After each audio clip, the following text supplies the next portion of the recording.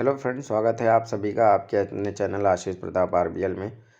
ये बाल मनोविज्ञान का टेस्ट नंबर 5 है। अभी तक 4 टेस्ट हो चुके हैं और आपके रिस्पॉन्स से लगता है कि आप लोग टेस्ट एंजॉय कर रहे हैं। थोड़ा सा कभी कभी 1-2 दिन लेट हो जाता है तो उसकी कोई दिक्कत नहीं, लेकिन ये सीरीज चलती रहेगी।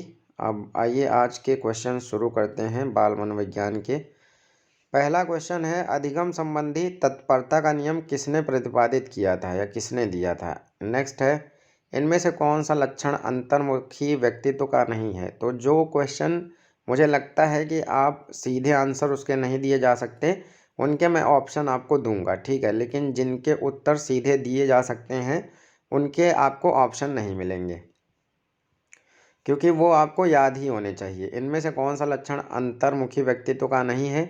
आत्म केंद्रित, सामाजिकता, दब्बू या रूढ़िवादी। इनमें से कौन सा लक्षण अंतर्मुखी व्यक्तित्व का नहीं है। नेक्स्ट क्वेश्चन की बात करें तो निम्न में से किसे व्यक्तित्व की नैतिकता वाली भुजा कहेंगे। इनके भी ऑप्शन आपको मिलेंगे। ईदम, जिसको हिंदी में उपाह कहते हैं, ईगो, जिसको आत्मा कहते हैं, सुपर ईगो, जिसे पराह कहते हैं, या चौथा ऑप्शन है ईदम तथा सुपर ईगो दोनों। तो इनमें से किसे व्यक्तित्व की नैतिकता वाली भुजा कहेंगे, ये आपको बताना है।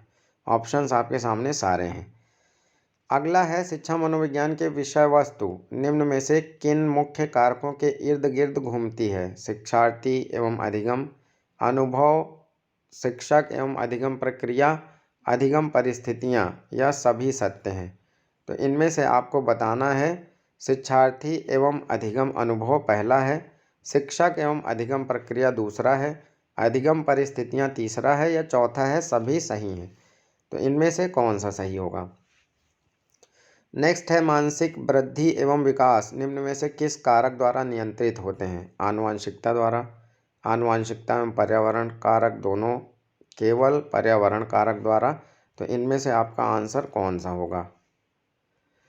अगला है, एनसीएफ 2005 बल देता है करके सीखने पर, रटने पर, समस्या हल करने पर, या इन सभी पर। किस चीज़ पर बल देता है एनसीएफ 2005। अगला है, वातावरण वह बाहरी शक्ति है जो हमें प्रभावित करती है, यह कथन किसका है।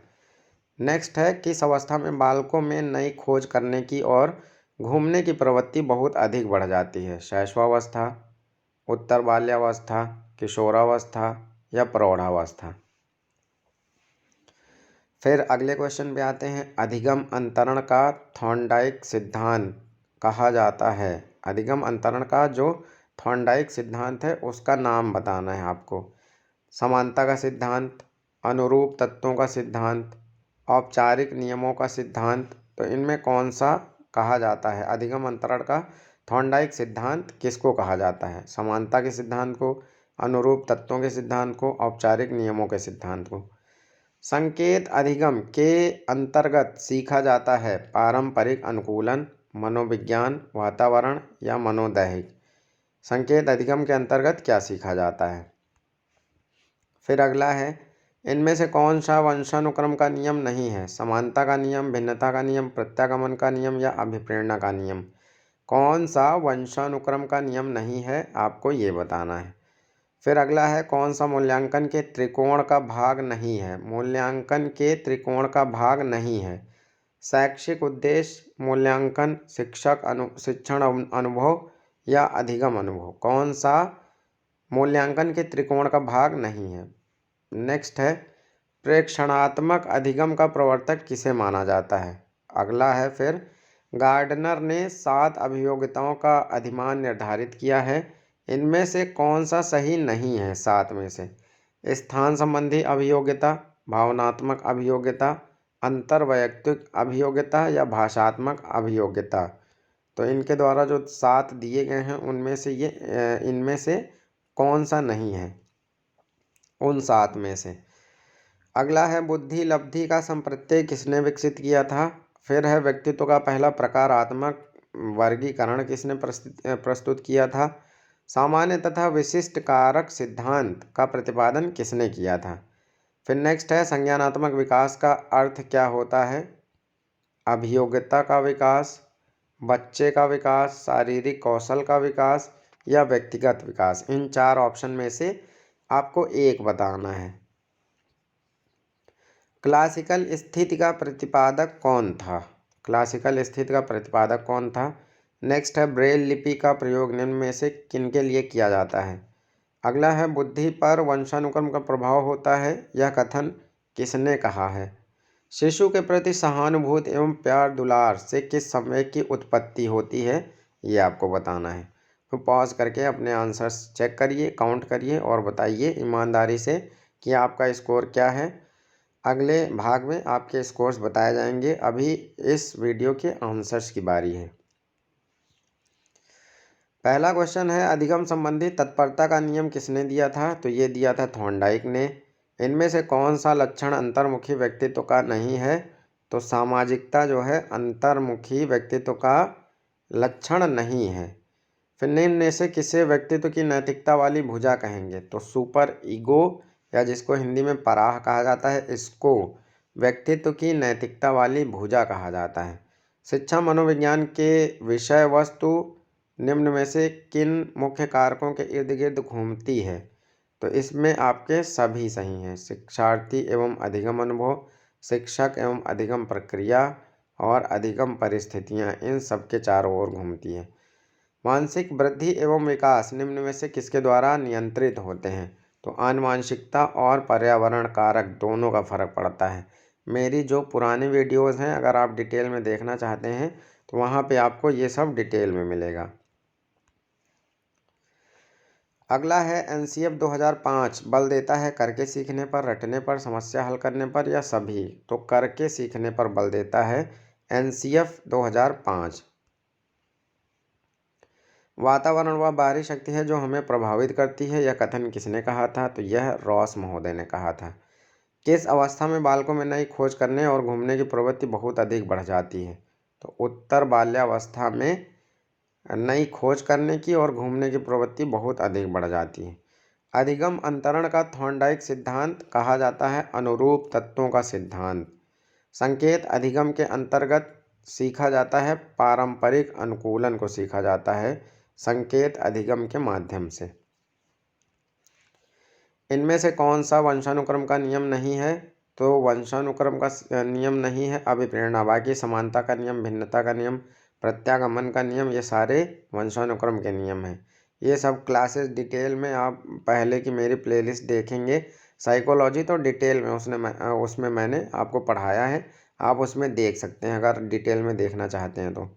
कौन सा मूल्यांकन के त्रिकोण का भाग नहीं है? तो शिक्षण अनुभव मूल्यांकन के त्रिकोण का भाग नहीं है। बाकी शैक्षिक उद्देश्य, मूल्यांकन और अधिगम अनुभव ये सभी आपके मूल्यांकन के त्रिकोण के भाग हैं। प्रेक्षणात्मक अधिगम का प्रवर्तक किसे माना जाता है? तो अल्बर्ट बांडूरा को प्रेक्षणात्मक अधिगम का प्रवर्तक माना जाता है। गार्डनर ने 7 अभियोग्यताओं का अधिमान निर्धारित किया, इनमें से कौन सा सही नहीं है? तो भावनात्मक अभियोग्यता इसमें से सही नहीं है, बाकी सारे सही हैं। बुद्धि लब्धि का संप्रत्यय किसने विकसित किया था? तो इसको विकसित किया था टर्मन ने। व्यक्तित्व का पहला प्रकारात्मक वर्गीकरण प्रस्तुत किया था हिप्पोक्रेट्स ने। व्यक्तित्व का पहला प्रकारात्मक वर्गीकरण किसने प्रस्तुत किया था? हिप्पोक्रेट्स ने। सामान्य तथा विशिष्ट कारक सिद्धांत का प्रतिपादन किया है स्पीयरमैन ने। संज्ञानात्मक विकास का अर्थ है अभियोग्यता का विकास। बच्चे का विकास, शारीरिक कौशल का विकास, व्यक्तिगत विकास। तो संज्ञानात्मक विकास का अर्थ क्या है? अभियोग्यता का विकास। संज्ञानात्मक विकास का अर्थ क्या है? अभियोग्यता का विकास। क्लासिकल स्थिति का प्रतिपादक पावलो को माना जाता है।